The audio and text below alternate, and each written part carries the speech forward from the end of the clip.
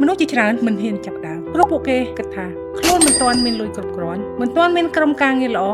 ឬក៏មិនទាន់ត្រៀមខ្លួនបានល្អគ្រប់គ្រាន់ប៉ុន្តែ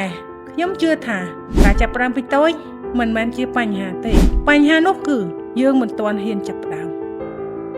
ពេទ្យយើងជាវេទិកាសុខាភិបាល Digital រួមតែមួយបង្កើតដោយកម្ពុជាដើម្បីកម្ពុជាជាប់ជាមួយនឹងមន្ទីរពេទ្យគ្រូពេទ្យនិងប្រជាពលរដ្ឋដើម្បីអនាគតសុខភាពប្រជាជនកម្ពុជា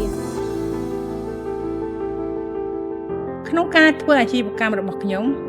មិនបានចាប់ផ្ដើមជាមួយអ្វីដែលមានគ្រប់យ៉ាងទាំងអស់ដែរខ្ញុំមិនមានក្រុមការងារធំខ្ញុំមិនមានធនធានគ្រប់យ៉ាងដែរហើយក៏ខ្ញុំមិនបានដឹងចម្លើយគ្រប់យ៉ាងដែរអ្វីដែលខ្ញុំមាននៅពេលនេះគឺការមើលឃើញបញ្ហាមួយហើយជឿជាក់ថាបញ្ហានោះអាចមានដំណោះស្រាយល្អប្រសើរជាងមុនអ្វីដែលខ្ញុំបានរៀនគឺយើងមិនចាំបាច់រងចាំឲ្យអ្វីៗ perfect ទើបយើងចាប់ផ្ដើមនោះទេយើងអាចចាប់ផ្ដើមពីអ្វីដែលយើងមានចាប់ផ្ដើមពីអតិថិជនម្នាក់ចាប់ផ្ដើមពីក្រុមការងារតូចៗមួយចាប់ផ្ដើមពីដំណោះស្រាយមួយបន្ទាប់មកយើងរៀនពីការងារពិតរៀនពីអតិថិជន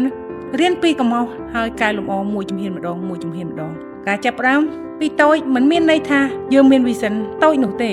ខ្ញុំអ្នកដឹកនាំមិនមែនជាមនុស្សដែលមានអ្វីៗគ្រប់យ៉ាងតាំងពីថ្ងៃដំបូងនោះទេអ្នកដឹកនាំគឺជាមនុស្សដែលដឹងថាខ្លួនចង់ទៅណាហើយអាចដឹកនាំក្រុមឲ្យដើរទៅមុខជាមួយគ្នាពេលខ្លះអ្នកមិនចាំបាច់ឃើញផ្លូវទាំងមូលទេអ្នកគ្រាន់តែត្រូវឃើញជំហានបន្ទាប់ហើយហ៊ានដើរពេលអ្នកដើរមួយជំហានអ្នកនឹងរៀនមួយមេរៀនពេលអ្នករៀនមួយមេរៀនអ្នកនឹងកាន់តែច្បាស់ថាជំហានបន្ទាប់គួរតែទៅណា